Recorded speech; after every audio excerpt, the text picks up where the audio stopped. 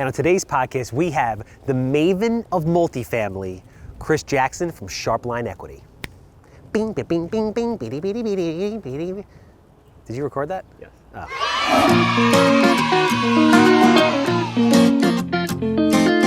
Yeah, kid. Welcome, everybody, back to another episode of the Handsome Homebuyer podcast. My name is Charles, aka the Handsome Homebuyer, aka Captain Permit, aka.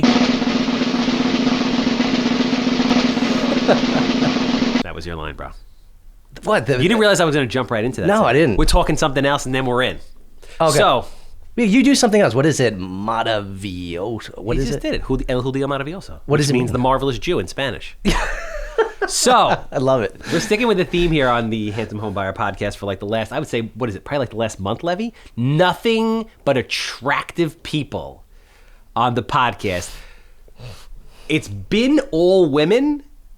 Now we have our first handsome man. You have like a George Clooney-esque good jawline, not a wrinkle on your face, tight hairline hasn't moved since. But you are the handsome home buyer though. I'm in the handsome lair. Yeah, but it's different. Like I'm okay. Like I'm a 6, so I can call myself the handsome home buyer, and people like think it's tongue in cheek. You call yourself the handsome anything, and everyone's like, that guy's a dick.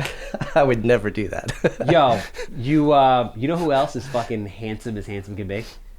No, tell me. You gotta know who it is.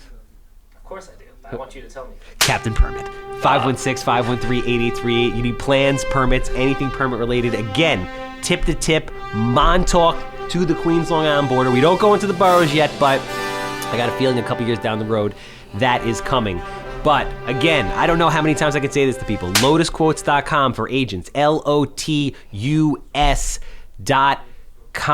Every time you put a house on the market, you go there, you get a free CO search from Captain Permit, you get a free tax grievance quote, and you also get a free quote on homeowners insurance from Allstate. I am tired of getting fire engine calls 2 days before a house is supposed to close because an agent did not hit up Lotus Quotes for free, and now they realize there's no CO for, this was yesterday's, there's no CO for the deck.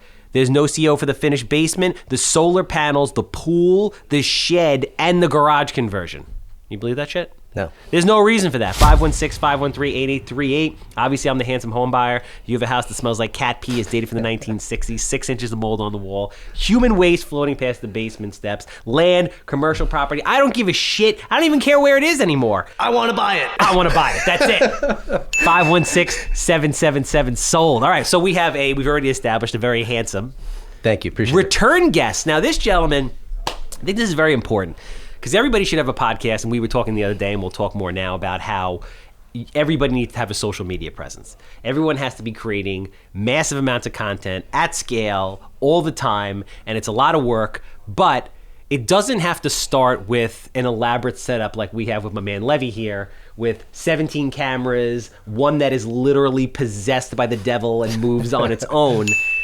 This gentleman was on, what episode was it? Like 3 or some shit like that? I was one of the first 10, I believe. He was definitely, I'm going to say the first 5 episodes. And we did it in Levittown in a roach-infested basement. Literally, the roaches were like straight up New York City mutant roaches. I didn't see any of those. But they were there. Take my word for it. They were literally like 4-inch long roaches. Emily was with me back then. And all we had was this little bullshit $99 somewhat phallic mic, which we still have sitting on the counter over there. Oh, that was it. You still have it. That's it, for nostalgic purposes.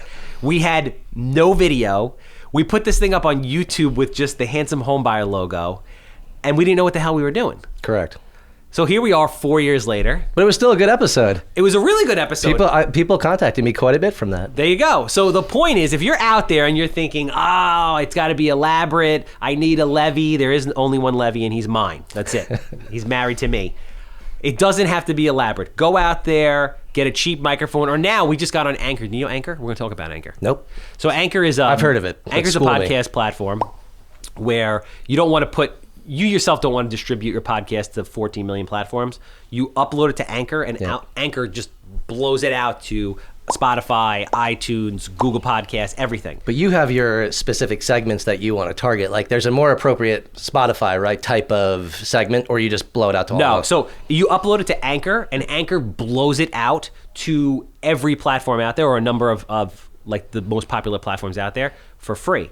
But the coolest thing about Anchor is there's a feature on there where you can just press it and you can record a podcast on your phone. All right. So let's say you just wanted a riff for 30 minutes about how equity principal pay down is the dopest part of multifamily investing, which everybody overlooks. You can just make a 30-minute podcast in your car while you're waiting for your kid to As get out of opposed school. to video, I guess. Exactly. And you can just put it up there because that's just a download anyway. Whereas we have the YouTube version, you could just do it on Anchor and bust it out, and it's the coolest fucking thing ever, and it's totally free. But you're more video than just audio, correct? I'm everything. Okay. So our thing is we want to give people consume content in various different ways. Either they read it, they watch it, they listen to it. Right. We want to give them all of it. We want to make it's like you as an investor who raises money, you want to make it as easy as possible for people to give you money, correct? Correct. I want to make it as easy as possible for people to fucking listen to me 24/7 however they want, whether that's reading me, listening to me, or watching me. Although watching me is a lot more satisfying, All Charles, I think. all the time. Anyway, so with all that said, we have return guest, one of the original 5, Chris Jackson from Sharpline Equity. You got it right. So for those of you who don't know Chris, very brief. Actually, you know what? I'm going to let you do this for the first time. Sure. Give people the 2-minute overview of who you are, what you do, and why you're the fucking man. All right.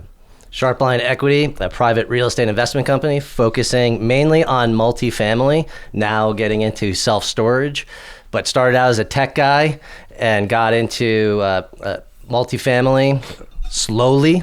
And over 10 years, just started getting into bigger multifamily syndications, joint ventures, and got into very large multifamily, 174 unit. I've flipped properties and done 7 full cycle multifamily projects, meaning from purchase, refinance, reposition, to sell, to profit. And you've and you do a bunch of different things even within the multifamily sector. So you've bought packages of 1s and 2s and 3s. Yes, I have. You've done big 100. What's the biggest project you've done as far as unit count? 174 unit complex in Atlanta. Where do you tend to buy? I mean, you were really big into like Cuse and upstate for a while, right? We still have our residential single family portfolio up there. We sold quite a few multifamily, smaller units, and now we're looking at self-storage there. But yes, and also in the southeast, So Georgia. You and I kind of came into the game at around the same time, and we had the same mentor. So we had Carl Chavone. That's right. And then you ended up working with Carl for a while, and then you ended up working with Chris Urso. That's correct. He got me into the bigger multifamily game. So I guess kind of talk about, I'm curious to hear your take on mentorship, how important that was. And then I also want you to kind of talk to people about, because you made the transition. So you were a tech guy. Yes. And talk about that for a little bit. And then you busted your ass basically being a part-time investor until you recently, congratulations by Thank the way, you. about, what was it, 6 months ago or a year ago? No, it's over a year. Yeah. Fuck. Made the leap and you were like, fuck this full-time work shit. But I had to do it. I had to do both at the same time for a while. I didn't pull the ripcord. I did it the right way. So talk to us about mentorship first, your experience with Carl and your experience with Chris Urso. So it started about 10 years ago. I knew that I just couldn't get the ball rolling with getting action going. I sat there for about 10 years before that, Charles, thinking about being a real estate investor. Analysis paralysis. You sat there for 10 years thinking about being a Yeah, like real estate I would be like, oh, because I was a introvert tech guy, so I would get all the lists together, I would put them together, and I would then not mail them because I was scared about what to do when they called. I don't know enough to when they call, so I did 10 years of analysis paralysis, so I can imagine that resonates with quite a few people, and then I said, F this, I gotta figure it out. What was the thing that pushed you over the ledge? I don't know this, I'm curious to know. So I could not tell my wife that I was going to be a real estate investor anymore. I had to actually fucking do it. Did she say to you, I don't want to fucking hear this anymore? No, but you can just see it in the eyes. She was looking at you like you're full of shit? Yeah, totally. Like you're talking about this, but you're not doing it. So I knew I had to hire a mentor, and I did. I hired Carl, and that took me a year to get my first multifamily, which was 10 years ago, and it was 5 units. Which is really fast, actually. So I trained with Carl for like 3 to 4 years before I ever went out to do my first deal. It took me a year to get my first deal. Yeah. So you got into it fast. I mean, it didn't feel fast, so that's the never, part of it. It never feels fast. I had get there-itis, so I thought I was doing something wrong. Why is everybody else doing this? But also, this was 2009-10 when the world was imploding, and everybody that was talking to me about real estate investing was telling me I was an idiot. Which is exactly what happened with me. I was like, that's nuts. The world just fell apart. There's no way you're going to lose it all. But the best time, like, About a year ago, everyone's like, what do you think? I'm like, listen, the market's inflated right now. Mm-hmm. I think the best thing you should do is, because you need education, start getting it Yeah, now. Because you're going to need at least a year of hardcore. You won't be able to take advantage of it when you think the neon signs show up that say buy. Well, that's what I'm saying. So I'm like, this is the best time just to learn, because the market is overinflated. And then when something happens and the market kind of like takes a little crap, or there's opportunity, correct, hence COVID, yep, you're ready to go. That's right. Nobody listened. Yeah, we bought a B++ class asset. I never would have been able to buy that if we didn't hustle and be ready for and pursue opportunities in COVID, which was scary. So talk about the process with Carl, you know, what you learned, and then how you found Chris Urso, and then what he ultimately told you. So what I learned, they're very different people. Correct. It was like Carl was basically about the action plan to get my first deal, get over the hump to get the first deal. Yeah. But he also taught me about how to analyze commercial property, because he knew that's really where I wanted to focus. So I learned how to analyze multifamily, get the first deal, get the second. I do commercial financing in 2010, which basically I had to collateralize my poodle to get it. So, and then after I just kind of chilled out for 2 years, because I was learning how to be a landlord and I sucked at it. So I had to learn how to be a decent landlord. Okay. And then what do you mean by that? I just don't think I was very good at the beginning. So I just... From the tenants looking at you being like, you're not doing the right thing standpoint, or just from a maximizing cash flow? And where to put money in, when to, and all that. And navigating property management issues and all those things. It just was foreign, and I need to get better at it. And I did. Interesting. So then what happened is, after that, I realized that I started doing some wholesaling, started to do some mini flips. It really wasn't for me. I liked the multifamily better. And then I found Chris Urso. So just to kind of like veer off for a second there, I think this is really important for people to understand, because you did essentially what I did, which is what I think everybody has to do, which is you got to find your niche. Correct. And you don't know what your niche is until you like sample a little bit. That's right. Right. So you have to go out there in the world. It's like, listen, you can't usually, I mean, sometimes it works out, but typically you can't marry the first person you have sex with. You have to have sex with a couple people to know what you're into. Same kind of thing with real estate. You look at me like, what the fuck? Same kind of thing with real estate. You have to try out different strategies until you ultimately realize, you know, what works for me. That's right. Ironically, I came into real estate being like, I'm going to be a value-add multifamily investor, Class A, all the sexy shit, and then I ended up starting with flipping houses. Right. So you just don't know. When you came into real estate, did you know what you wanted to do, or you? I thought that the analytical piece of the more complicated multifamily analysis was my niche. Okay. But then I had to learn landlording. Okay. And maybe had some self-doubt about, is this my thing?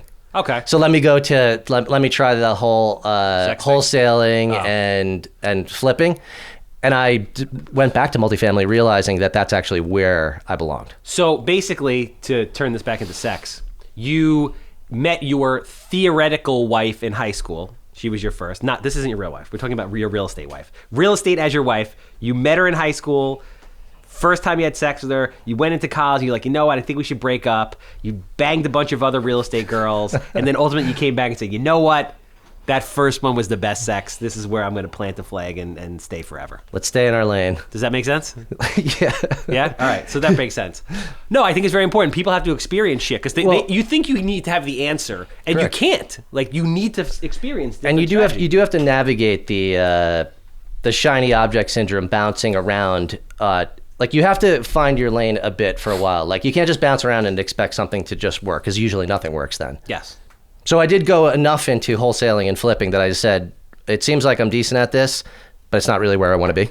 Yeah, you used to call me. You used to call me and we used to talk about it. And I'm going back. And then I found that the more complicated, larger multifamily was my game. Yeah, absolutely. And I mean, listen, you can make a lot of money in everything in real estate, and it all depends on what you consider to be a lot of money.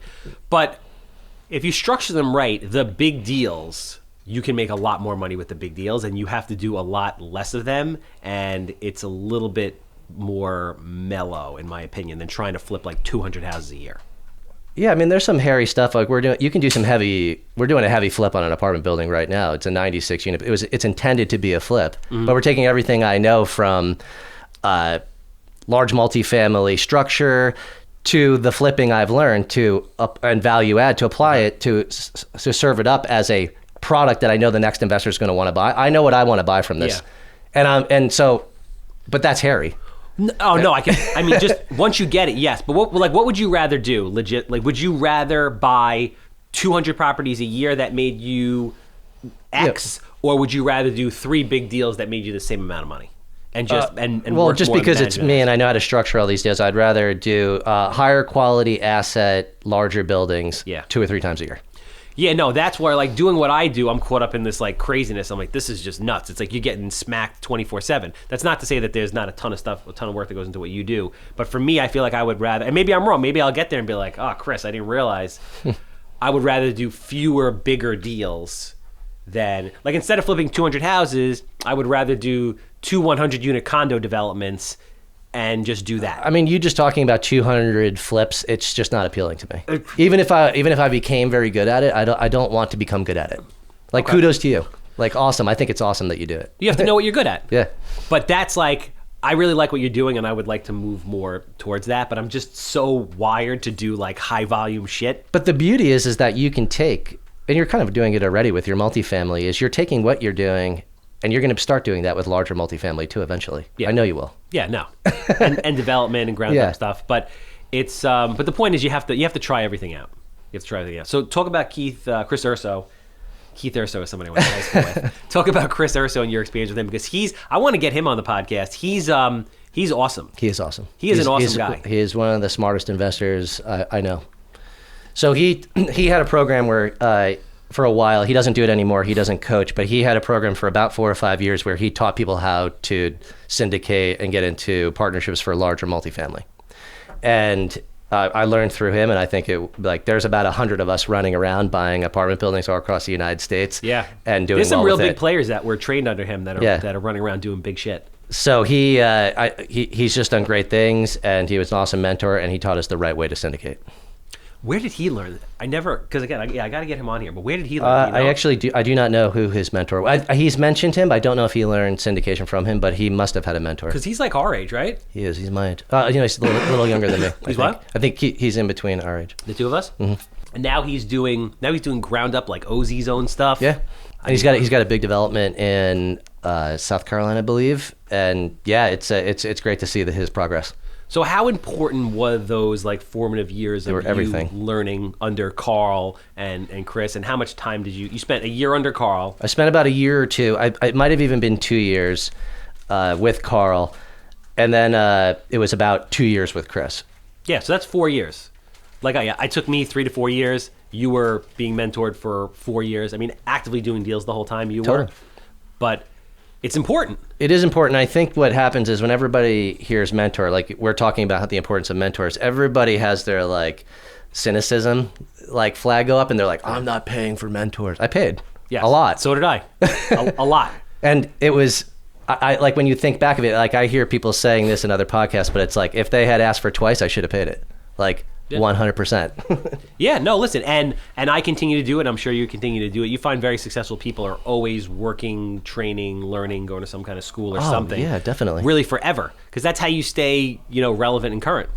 Absolutely. So, talk about the multi. So now you made the leap. Talk about the leap. This is what because I didn't really get to talk to you about this. Okay. Talk about the leap from, your full-time gig, doing this part-time.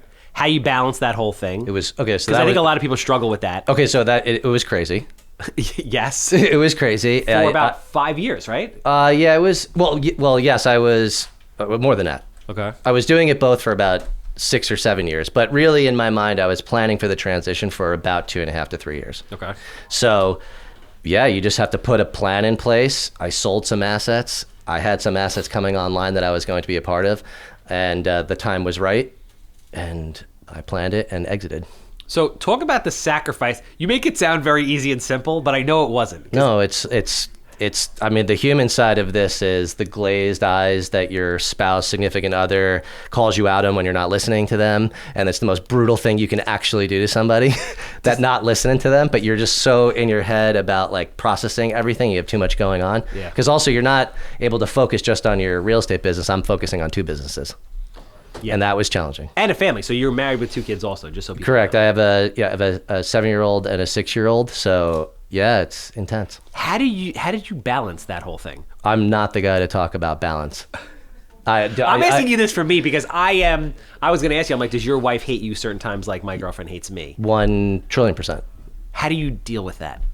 like everybody does, you just deal with it every day. You apologize when you're wrong. You try to make up for it in other ways. And it's just you talk through it and try to communicate as much as you can about your vision. And also showing them that you're taking action, talk about the victories, and also let them know that basically this is who you are. This is your DNA. How do you, and again, this is for me, for my future. How do you do that with kids? Same, it's hard, same man. thing? Yeah, it's hard. I mean, you just have, well, the part now about being full-time, and you are full-time for many years, is you will have to, I don't ever say that I turn it off. I hear people say, like, I turned it off. I can't turn off my brain. I can't turn it off either. So, but what you have to do is just do your best to be as present as you can and make your kids a priority when you can. And everybody here, like, you hear that, and it's like, you don't make your kids priority number one. You have a business. They're also part of that's your child too. Yeah. No, it's. I mean, I don't. It sounds gross to talk like this, but No. you have to figure out where you focus your energies. And I love my kids. Like, I actually, when I'm traveling, I can't FaceTime with my kids. It hurts too much. Really? Yes, I can't do it. Wow. I have to be focused. How much traveling you do? Because just so people understand, you live in the East End. I do. East End of Long Island. Yep. You don't buy anything on Long Island. I do not. So the stuff you're buying is, Atlanta, all over the country. Atlanta. I was looking at things in Indiana. I have something in Pennsylvania now. That's like 4 hours away. I like Ohio. So yes. Before we delve into this, talk about your first big multifamily deal. Okay, so big, I want to clarify, because as soon as we say big, I hate what's going on there out there right now, where anything less than 100 units, people are like, it's not big. Screw that. Like, I've done 8 units, 5 unit, like 16 unit, 50 units, 96 units, like 43 units. What do you consider big? Like, when you were just starting, what to you is big? That's what's interesting about this conversation is I thought 50 was beyond my. I think 50's big. I just was like, I'm not ready for 50. When I got the 50, I then knew, I was like, I'm uncomfortable, but here it is. It's 174 units. We got to take this down. Yeah. And it's scary. But I guess once you get to a certain point, it's just like you're just adding a couple more zeros. It's kind of the same thing. I mean, you are, but the thing is though, like, I don't want people to think that like you go buy 150 units, you just add more zeros. Guess what? You also add in zeros. You add zeros of shit that goes wrong. Yes, of course. You have to be ready for that and know it. So like, I would say that I'm pretty comfortable probably going up to 400 units. Over 400 unit complex, I would need to be talking to some mentors and being like, am I being an idiot? Why do you say that? Because if you have over 400 units, or it's even about 300, the average vacancy of an apartment building is going to be somewhere around 10 or 5%. So even at 5%, 300 units, you're turning 15 units all the time. That's crazy. So that's like, 15 make ready. Stable. Yes. Not repositioning. Yeah. Stabilize 15 units a month. Yeah, no, that's a serious. The management aspect of that. So that does start to change things. If you have 100 units and you're doing 5, conceptually, I feel like you could be like, oh, I understand how 5 happens in a month. So talk to people about the process of, because again, you're buying houses that are nowhere close. I mean, you're buying apartment buildings that are nowhere close. So talk about how you build the relationships with people that bring the deals in. You have to fly there and see them. You got to show up. So you got to build your relationship with the brokers. You got to show up when it's a direct to seller, so they know you're serious and not just like some freaky New Yorker with cash, because everybody thinks that New Yorkers flying in from wherever just are idiots and have cash. So like, you got to just develop relationships. You got to develop relationships with the vendors, the property management companies. It takes time. And you can do it over the phone, but there is a point at which you have to show up and go face to face. How do you go about figuring out what areas you want to invest in?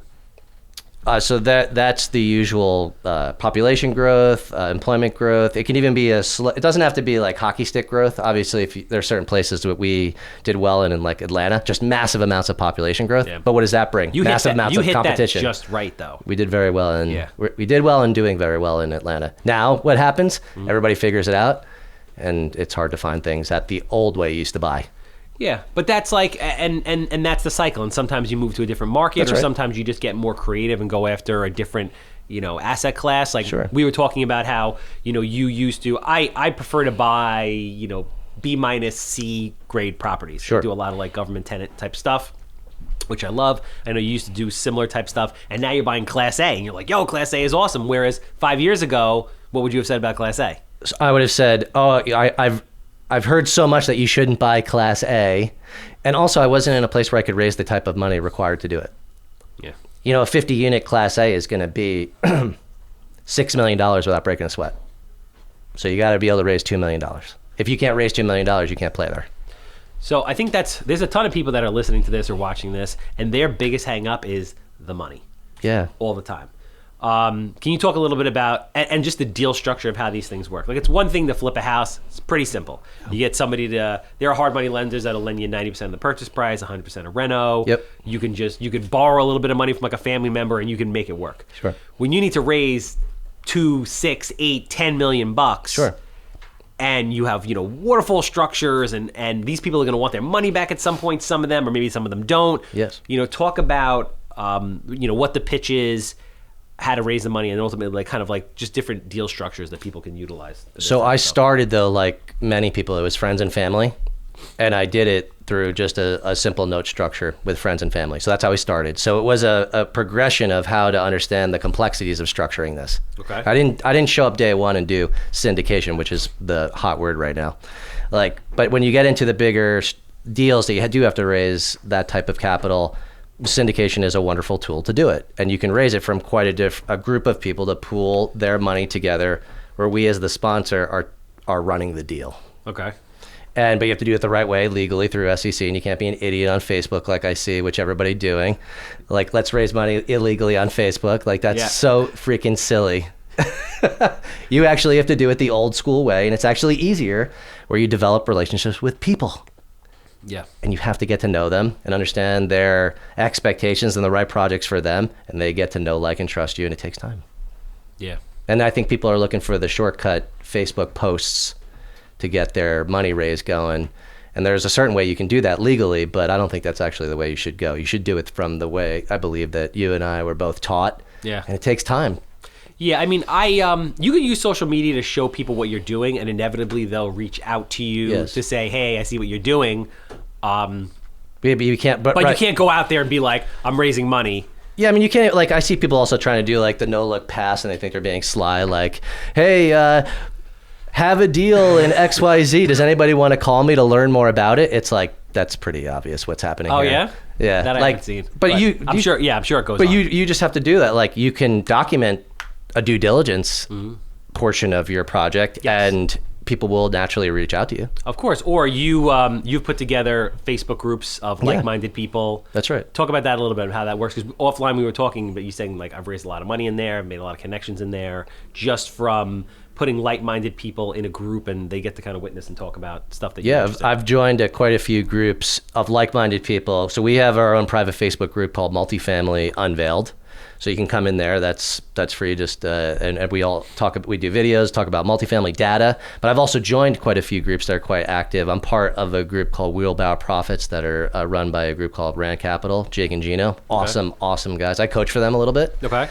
So I've been part of that community. And when you have community, you get to know people.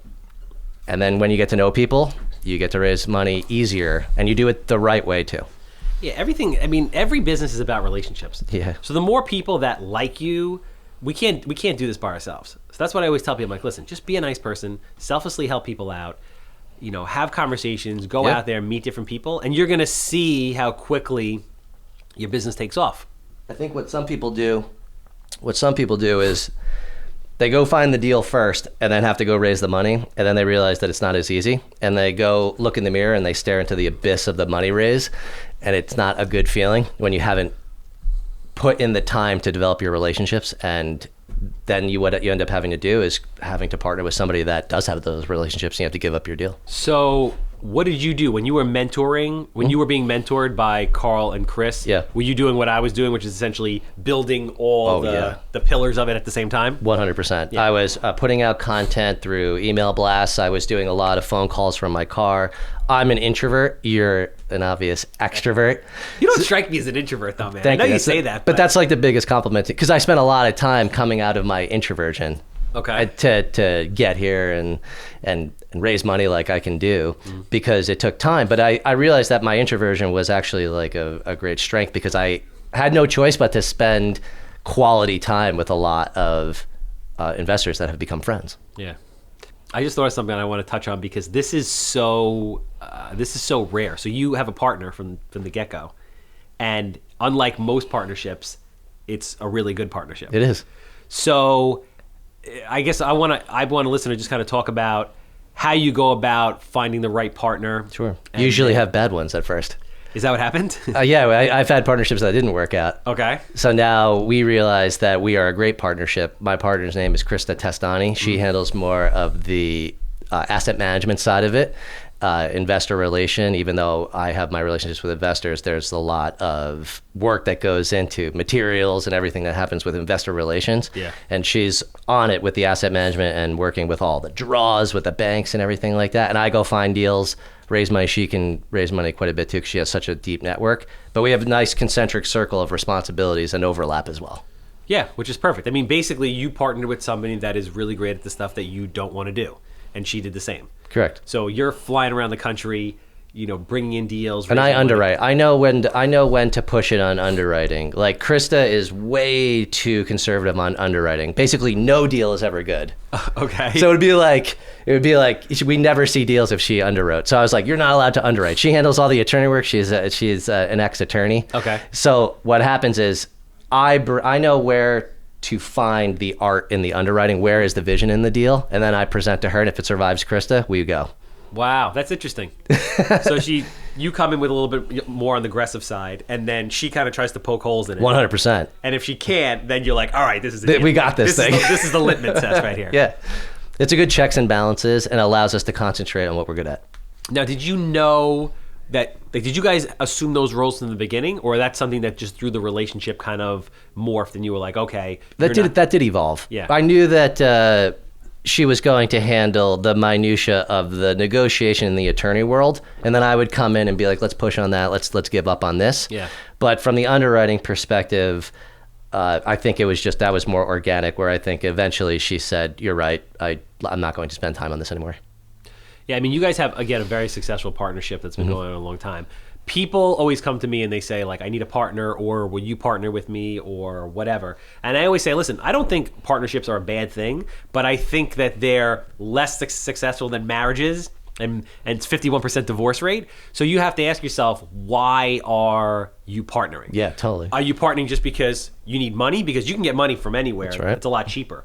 Or can you just work on that one area of your deficiencies and maybe get better at it? Yeah. Like I would have thought I was a bad money raiser, and I would have given up control of that. Really? And then I realized that I was quite good at it. That's an interesting point. So that's something I don't feel like I have to give up that much on anymore. Where did you guys meet anyway? We met, she's a Chris Urso student. Oh, no shit. And then Okay. there was another partnership, and that just didn't work out, and we realized that we navigated that situation quite well, and we decided to... It's you and me, kid. Let's do it. And then it's been 6 years now. What advice would you give to people about why you should partner, how to find the proper partner, and how to screen somebody to see if they're a good partner or not? So what I say is you should joint venture first. Everybody thinks that, like, you have to go through a couple of deals first. We were in a deal or two together first before we decided to say Sharpline Equity is our brand together. Yeah. I think a lot of people are like, let's partner and create a logo and we go. I don't think that's the right way to do it. I think you just go in JV and see if you are the right fit together. And then when you are the right fit together, now you can talk about brand awareness for the 2-3 people that are together. Very smart. Do you have like kind of like an interview process, like a mutual interview process? Or would you suggest that for people to say, like, how do you sit down with somebody and say, what do I ask you? What do you ask me? How do we know that this is going to work, that it's a good fit? Well, we would, so like, how would I even be open to maybe JVing with somebody? Exactly. Oh yeah, it would take some time about talking about other deals. There's no way I would JV with somebody if I didn't know them less than a year. Yeah. I'd have to talk about multiple deals, multiple ups and downs about various properties, and understand how they handled those situations. And then we would talk about a deal, not even committing we're doing this deal together. What do you think of this deal? Yeah. Where are we going to align our responsibilities? And what happens when one doesn't do those responsibilities? There has to be a consequence. Yeah. And when shit is going to go wrong, how would they handle it? Correct. Because everything's fine until shit goes haywire. Yeah. Like, who digs deep and powers through? Yeah. And who just runs and cries in the corner. Yeah. And then that's the bad part about partnership. That's why you have to pick your people right. No, that's true. And that's why, again, partnership can be a great thing. You just have to do it with the right person. Don't rush into it. 100%. Yes. Like, and you can actually you can JV together through the whole process, and then realize in the middle, like, oh, I guess there's too much overlap. This isn't going to work. Yeah, and you finish the project. Yeah. And you move on. That's it. So, talk about the market and what's going on with you right now. Okay. I know we were beating that around the other day in the car.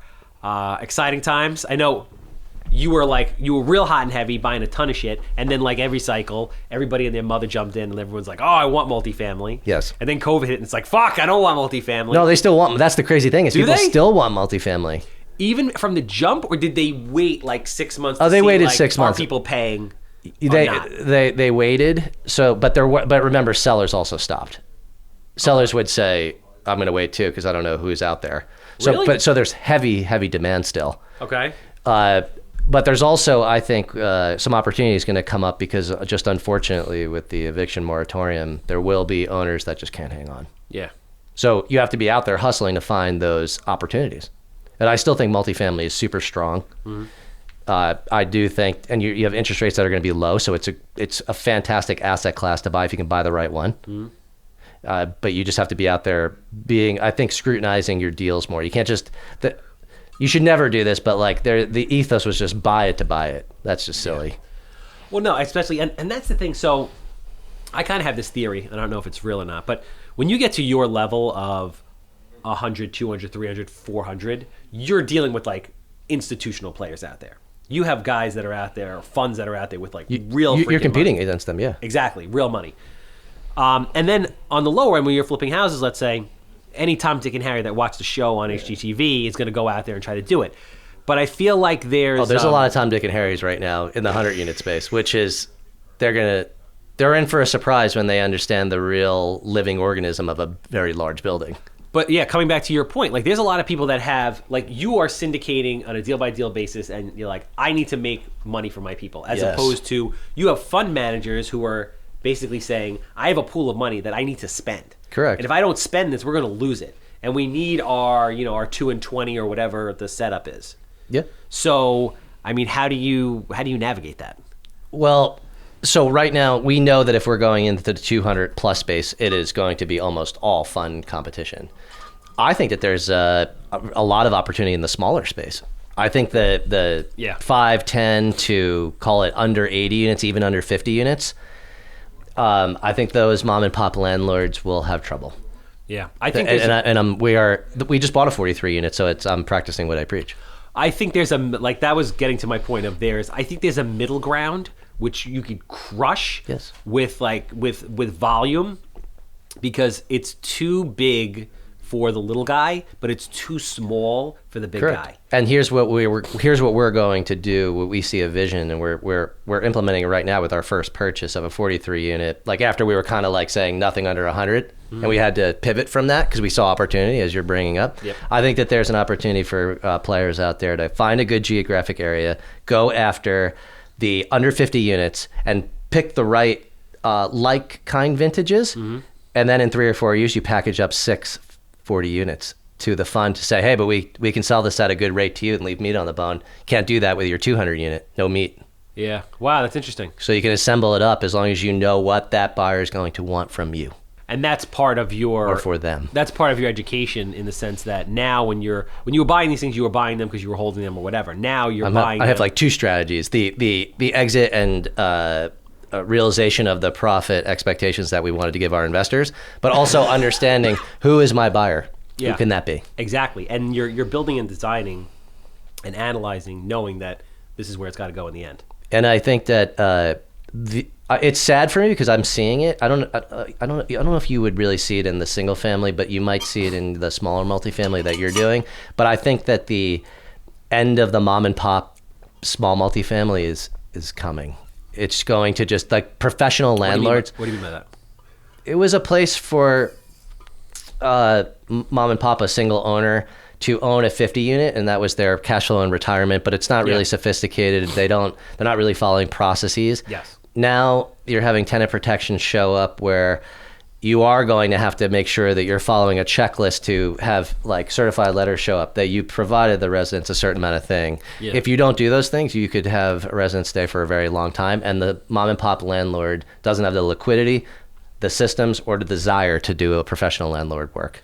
Yeah. No, plus, I mean, people have less capital available personally. Cap rates have pressed down. Yes. I just think it's harder to buy that kind of stuff. I feel like it was easier, 20, It was 30, it was 40, like 50 years you ago. could buy something at a true 10 cap rate, Yeah. but you would have to take the headache on. Yeah. That doesn't exist anywhere. Or it's hard to find. On a theoretical level, explain to people how like syndicators or developers make money. Okay.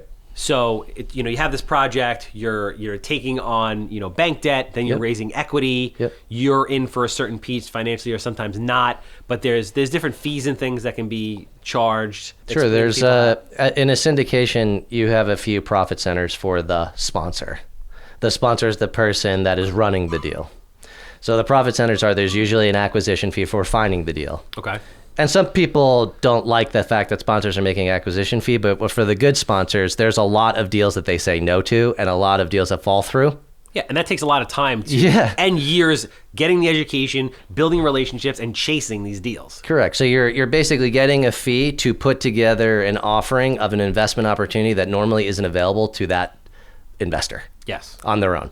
So there's a profit center there, an acquisition fee. Then there is an asset management fee, which is a percentage of, just like a property manager makes, a percentage of the income that comes in. There's an asset management fee that's basically, we are managing the manager in many cases. Yes. And there's usually even an asset management fee if you own your own property management company. Got it. But sometimes you can do away with that if you own your own property management company. But there's an asset management fee that you make. And then there's share of the profits. Usually there are splits of, say there's $10,000 a month of profit over debt service. Okay. A traditional split is anywhere from 70-30 split, 80-20 split. On an 80-20 split, 80% of the profits go to the investors that make up their return, and the sponsor gets 20%. That's another profit center. And then on exit, you also get a similar split of profits. Yeah. And then there is incentives called waterfalls, where if you hit a certain marker, you get more of the splits. If you get over, say, 15% annualized or 12% annualized, you can go 50-50 on the profits. And on top of that, you as the sponsor can also invest your own money alongside alongside the investors, and you're making the 80-20 on that, or whatever it is. Yeah, like you're actually making, right, you essentially make both sides of it. Yeah. Of that investment that you put in. You're two people in a deal if you're doing it right. You are a general partner. Yes. And you're a limited partner. Exactly.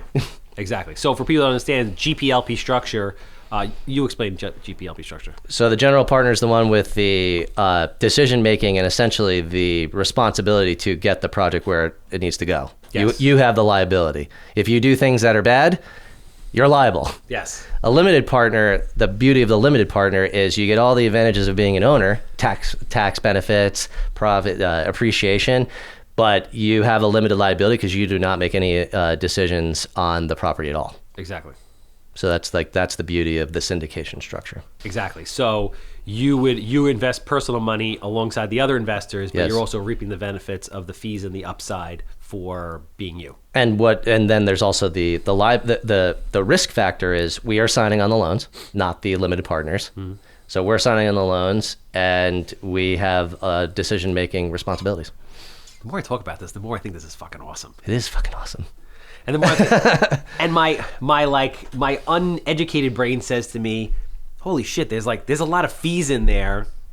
How do you get the deals to work? And then there's a lot of so there are a lot of deals out there that don't work for a syndicator that could work if it was 3 people without fees. Okay. So as you get a more robust network of investors, you can go into a deal where you say, we're not syndicating, but the 2 of us, 3 of us know each other. Let's do this together. No, that makes sense. And you have more buying power. But then also you say to yourself, listen, the deal has to work. Like you don't start cutting fees and doing this and that. You just build the relationships to manufacture more opportunities. Oh, I mean, there's a lot of syndicators out there right now that are like, no acquisition fee, nothing until the end. And they're doing that because the deal doesn't work.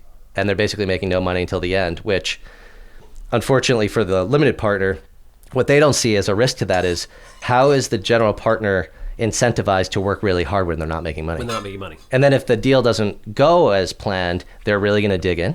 Are you more cash flow driven, or are you IRR driven, or both? I'm both. Okay. Every project stands on its own, and we know which investors are going to be the right fit for that type of appetite. Okay. Are there times where you're like, listen, I'll take a smaller return up front because I know that I'm going to build so much value in here that when we sell this thing in like 3 or 5 years, that we're going to get that huge bump? Yes, but I would never do it for nothing. Like there's always going to be an acquisition fee. Okay. Maybe an asset management fee is not taken because that property won't be very cash flow heavy because you're doing a very big reposition. Okay. But yeah, there would always be a fee at the front, and there would be incentives in the end. I like it. So what do you think of the market right now, and where's it going? So I'm still bullish on multifamily. I do feel that there is, like we just talked about, that there's going to be opportunities. Yeah. But I don't think it's going to be as easy as everybody thinks. I think that... It's never easy. Correct. And also in 2010, we were there. Like, there weren't neon signs that were like, dude, buy everything. There were not. Yeah. So I think there's opportunities. I think there's a great need for housing. There is a lot of 70s and 80s apartment buildings that are just going to get slammed with like what I call the CapEx tsunami. Yeah. They're not putting in, they're 50 years old. 1970 is 50 years old. Explain to people what you mean by that. The CapEx tsunami is, so there was a big building boom of apartment buildings in the 1970s and 80s. And most owners, investors do not put the required capital expenditures, meaning roofs, windows, HVACs, underground plumbing, electrical, into the building because it doesn't really generate ROI. Yeah. It can reduce the amount of deferred maintenance you need to put into it and your R&M, but it doesn't really have a direct affiliation to a return on investment. But what's happening is buildings are starting to degrade now. You put CapEx below the line? Always. I always put it above the line. Just for, and I know it's wrong. Well, it's not always, but there's certain CapEx, it should be below the line. No, you're right. I'm wrong. But I do it just to be more conservative because I feel like it's going to be, and everyone tells me I'm wrong about it, my professors and everyone. Well, it's still cash flow.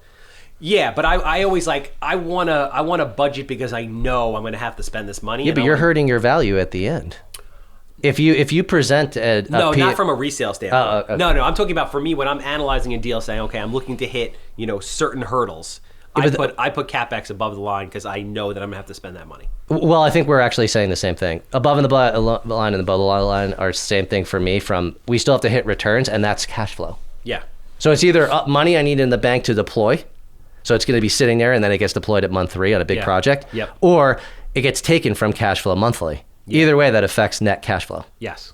So we do the same thing. It's just from a P&L perspective and valuation to a bank. Yes. You should not put certain things above the line that you're now hurting the value, and the bank isn't exactly going to be like, hey, we'll give you more money because you should have put that below the line. You just screwed 100%. Yourself and painted yourself into a corner. 100%. I do it when I'm being conservative, when I'm underwriting the deal, saying I want to make sure that I have a cushion and I'm hitting like these. Oh, 100%. I mean, we have the non-technical term that we call, it's very extremely technical, but we actually add something called a super reserve.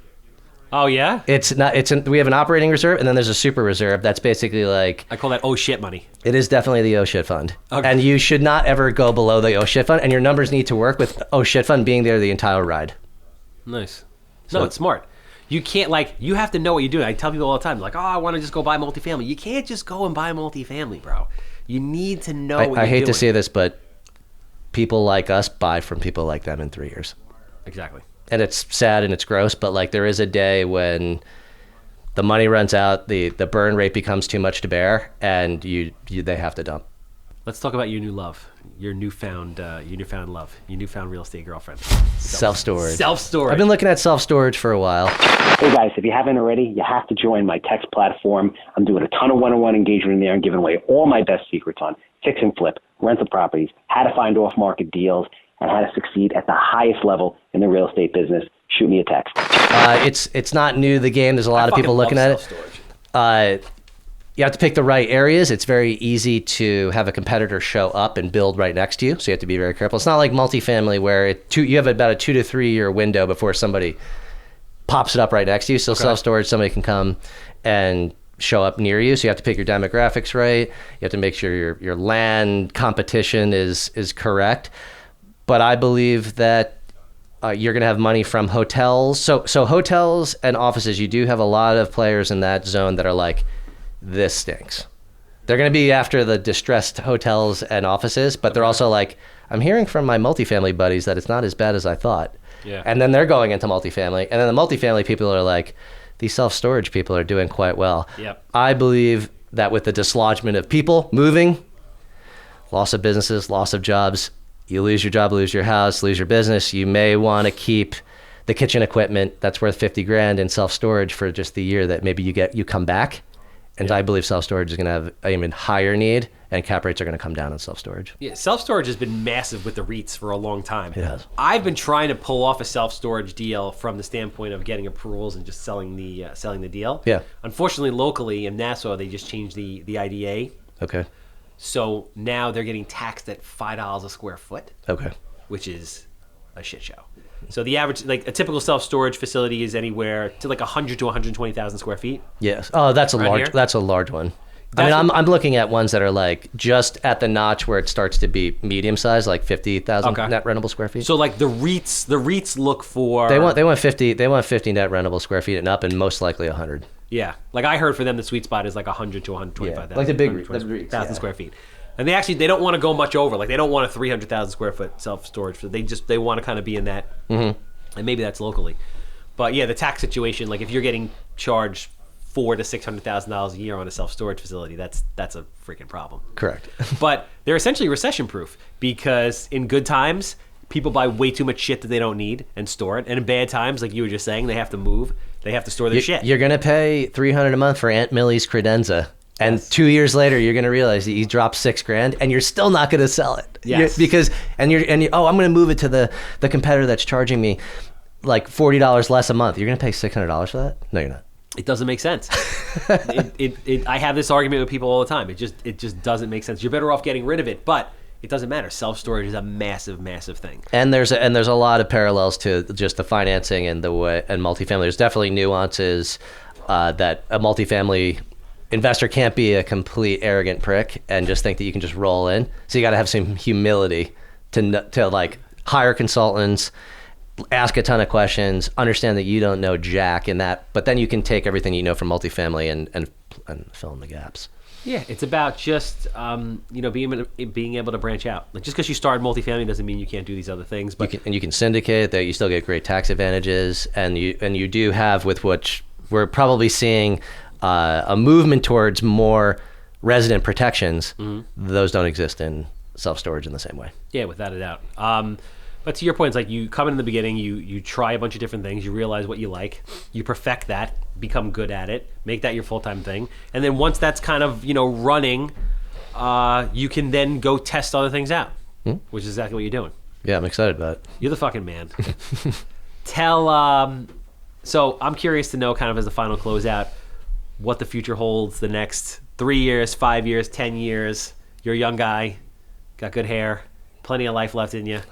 What are the plans? We're going to continue building our multifamily portfolio with a flight to quality, with nicer assets, and we're going to continue to build our portfolio. And then we are venturing into some self-storage new build, maybe some existing self-storage, and we're going to hang out there for a while, and we're just continue to build our portfolio and get the returns to our investors we've been doing for 10 years. Love it, man. Feel privileged to be your friend, be privileged to watch the ride. Excited that we're both, I think we're both young, that we have a lot more time to do it and watch each other do it and help each other up the mountain. Yeah. However we can. If people are interested in what you're doing from an investment standpoint or anything, if they want to join one of the Facebook groups, how do they find you? What are you into? Put it out there. All right, you can go to sharplineequity.com, contact us there. You can go on Facebook. I'm available on Facebook in quite a few ways. Go to our private Facebook group, Multifamily Unveiled. And then also we created a software product called themultifamilyanalyzer.com. It's the multifamily deal analyzer for everyone, whether you're doing partnerships, JVs, syndicating. It really helps you take the confusion out of things. A confused mind says no, and synthesis gives you clarity. I like it. I'm the Handsome Homebuyer. Dropping the text platform. I got a ton of crazy shit going on the text platform. Did you see that thing about how somebody bought their first deal the other day off of that? No. Crazy shit's going down. I went, text me, 516-871-3510. 877-871-1111 from anywhere in the world if you're interested in any level of investing. I've been going back and forth with people. It is me responding. I had a gentleman, I went back and forth with him about 7 days about a deal he was working on, bought his first fix and flip deal off of our interaction. I had a guy hit me up last night at 2 a.m. thanking me, saying, I have Section 8 apartment buildings. I put in electric because I saw one of your videos, and you just saved me $13,000 in boiler costs, and I'm making more money with this Section 8. So hit me up, 516-871-3511. Send me a text. That's a wrap.